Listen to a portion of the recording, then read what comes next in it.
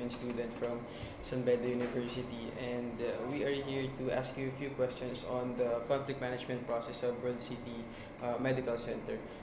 First and foremost, we'll introduce ourselves. My name is Kenny Francis Pelipel, I'm John Marshall. and we will be your interviewers for today. Ma'am, can you please state your name and give us a brief background on your career here in World City Medical Center? Okay. I'm Miss Dessa Perez and I'm handling employer relations here in World City for 3 years. So, yun. You can start questioning me regarding your queries regarding your matter. Okay, so first question is there an existing conflict management process in World City Medical Center? Yes, definitely. We have due process na sinusunod every time na nag-a-arise ang mga disputes sa mga employee. So, to start with, ang unang nagiging proseso kasi kung sakaling nag-arise yung conflict within, pwede kasi siyang nangyayari within the department. Kung nangyari ang conflict na ito or yung involved person sa loob ng iisang department, pwedeng si head nila yung mag-spearhead nung magiging action. Pero kung sakali naman na hindi nila yun naayos within their department, ang gagawin nila, dapat silang magbigay ng formal paper or written paper na parang yun yung mag-serves as our IR report or incident report. Doon mag-start yung due process natin. Kasi yun lang yung document na tatanggapin ni HR para masabi natin na nagbibigay sila ng complaint sa atin. So, after na ma-receive natin yung IR, so we will make yung notice to explain, which is yun naman din talaga yung ginagawa ng lahat ng company or yun ay mandated by law. So, we have to hear yung both sides. Kasi hindi pwedeng isa lang yung maririnig natin na senaryo. So, kung kunyari si employee 1 tsaka si employee 2, mag-out tayo, galing sa HR, ang HR magbibigay ng notice to explain para marinig yung side ng bawat isa. We will give at least 5 calendar days para makapag-respond sila doon.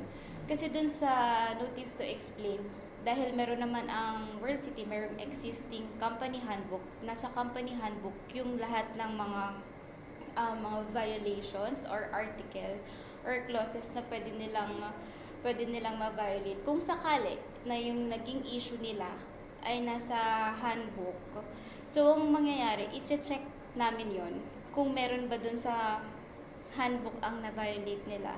So, i-quote namin yun doon sa notice to explain. So, they have to defend their self doon sa naging, doon sa article na na-violate nila. Allegedly na na-violate nila. So, syempre, sabi nga, hindi naman natin sila inaakusahan kaagad.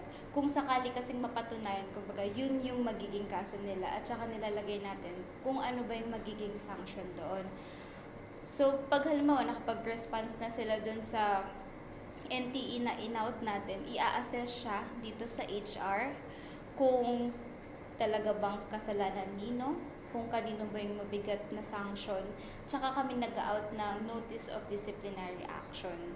So, doon sa notice of disciplinary action, doon na nakalagay kung ano ba yung, kung mayroon ba siyang suspension, kung ilang days ba yun. So, sa company handbook naka-state kung ano-ano yung mga kind of offenses. We have here minor offenses, serious offenses, and grave offenses. And yun, doon kami nagbe-base kung paano namin sinusolve yung isang mga cases. So yun, any question, yun yung nagiging process namin. Okay, ma'am. So, just to follow from that question, has the process been effective? Yes, definitely. So, it is practical in terms of solving conflicts? Yes, definitely. What are the usual problems encountered when handling conflicts? Handling conflicts. There are kasi yung mga employee na parang ayaw tanggapin yung mali nila. Parang ang tendency nila, sinagot ko naman na yung tanong nyo kung ano yung nangyari. May ganun kasi talaga. As in parang, ayaw nila tanggapin yung magiging resulta. Pero naka-encounter na talaga ako ng ganun mga. Parang ginagawa lang natin doon, insubordination, another Violation. case for them. Kasi yun yung naging outcome eh. Alam mo naman na may ganito tayong policy, bakit mo ginawa? Ganun. Yun. Nasagot ko ba? Po. Ayun. Anything For the else? second question,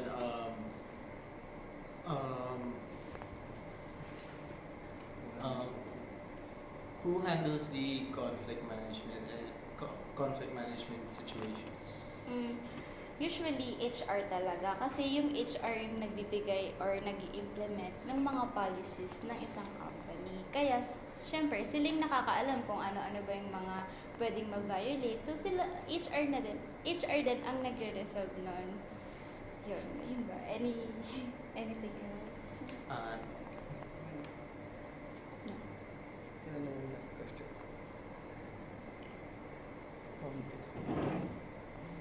What is the usual?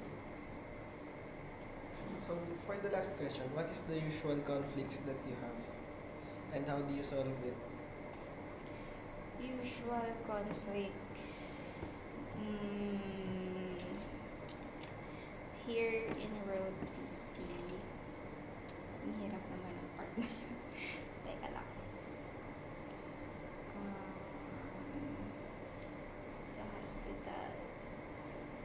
Conflicts. Dispute to between two employees. Yes. Napaka-rare kasi eh.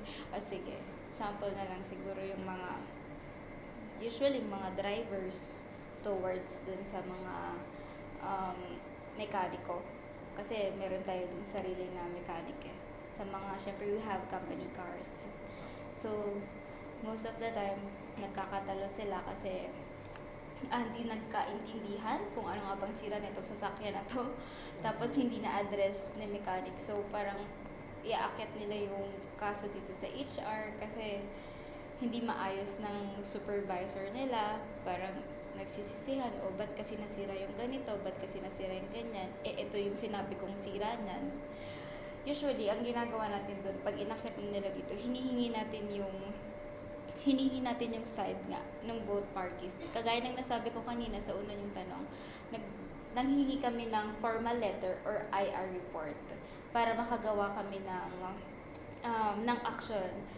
So yun guys, kung sakaling maging HR kayo, wag kayong magbibigay ng action or any verbal na parang sagot dun sa nire-raise nilang concern kasi parang yung HR, gagawa lang yan ng action once na merong written documents. Ganun dapat talaga. Yun yung due process as per labor law din yun.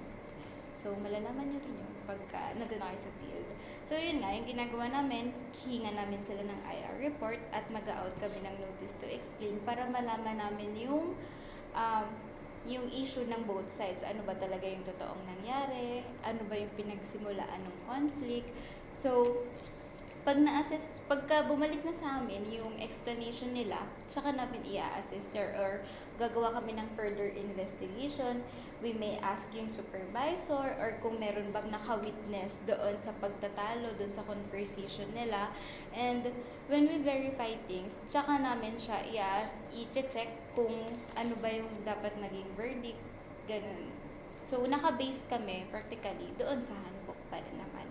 So, tsaka kami mag-out ng notice of disciplinary action na naka-note ang kanilang mga head. So, para alam ng head nila na, meron siyang ganitong number of days ng suspension, tsaka ko yun isi-serve sa kanila.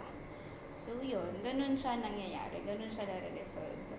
Once na makasign si employee, that's our call na close na yung kaso na yun. Yung conflict na yun. So, that's it. And we filed it kasi for the further references, we filed yung mga admin cases. Yun naman yung usual. Yan. Anything else? Are there conflicts that arise from processes, not just from disputes from one employee to another, but in the process standpoint? Yes, definitely. Kasi merong, kunwari, yun na yung sinasabi ko kanina kunwari, in terms na sa medical hindi na-check ng ganito. Hindi niya na-check yung ganitong process. Parang, dapat be-verify mo muna yung certain na gamot, pero hindi mo siya sinurse, hindi siya na-check. So parang mali yung mapiprepare mo. Tas ang makaka-notice nun yung iba mong coworker or pwede din yung relative. O parang ba't iba yung gamot niya, ganun. So i-raise yun sa HR. That's what you call na yung parang nag-aray siya doon sa proseso. Parang may in-skip siya na part na dapat i-review kasi yung doctor's order, tapos hindi niya na-review. Kasi parang confident na siya na, ito yun. Ganun. So, same process. Magbibigay sila ng IR sa amin. Same lang. Yun lang. Yung due process, magbibigay sila ng formal na complaint. Tapos, hingin din namin yung side ni employee kung bakit ganun. At yun nga, kagaya nung pagkabigay nila ng explanation sa company handbook, doon din naman nakalagay kung ano yung parang violation nila. We can call that as negligence under serious offense, so we can give a certain number ng suspension for them to know na dapat nyo talagang i-review or i-process, gawin yung proseso nyo kasi every department naman may kanya-kanyang process flow. Yun. Anything? Are there strategies implemented to try to mitigate those kinds of conflicts in process? Oo naman. Can you try to tell us the type of strategies that are implemented to try to minimize those kinds of conflicts from arising? Dun sa within the process. Yes. If it's within the process, usually ang binibigay natin dun is refresher course or parang baka kasi nakalimutan nila na ganito dapat yung proseso nila. So, pwedeng ang i-call natin na attention is yung attention ni head na baka nakalimutan na nila yung prosesong dapat susundin nila. So, yun yung ginagawa namin.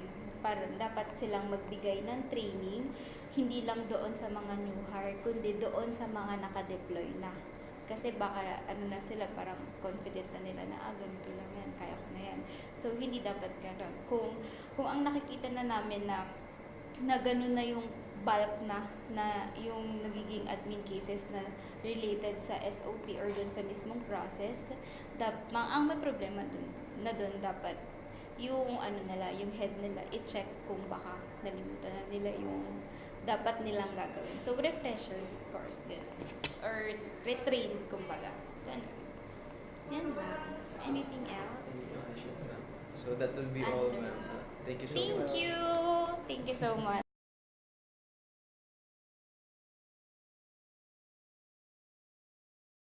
Hello, good afternoon. I'm Joyce HR Manager of Sunworld, Dessa Corporation. And also handles operations inside the production area. Yeah.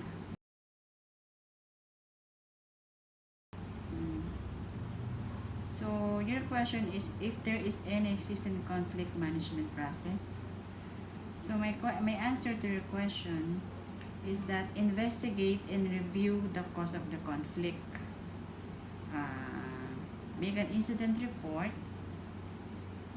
and then written incident report in full details. And of course, the most important is you need to talk to the client by making an appointment with them, discuss and plan and make a plan, both of you, on how you can handle the conflict in this kind of situations. And then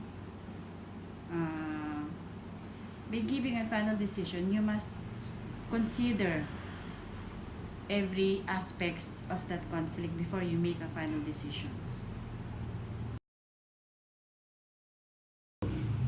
Your second question is to handle conflict situations. It depends on the situations, but if there is any employee involved, this is the one of the functions of the HR department. Like for example, the employee is the cause of the delay, you must investigate that person. And of course,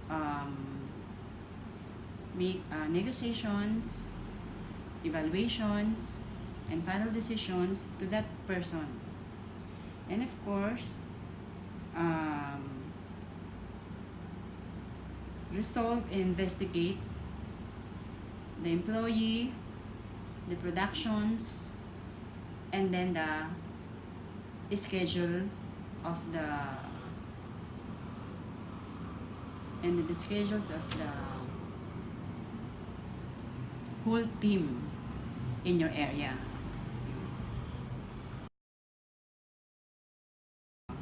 Usual conflicts that occurred in the company. There are many conflicts that occurred in the company.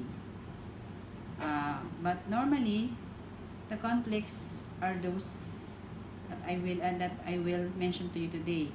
Like for example, delayed delivery, rejected items, miscommunications, lack of manpower, and machine malfunctions. These are the common problems happen in the productions every day. So, how you can resolve it? How you can go to conflict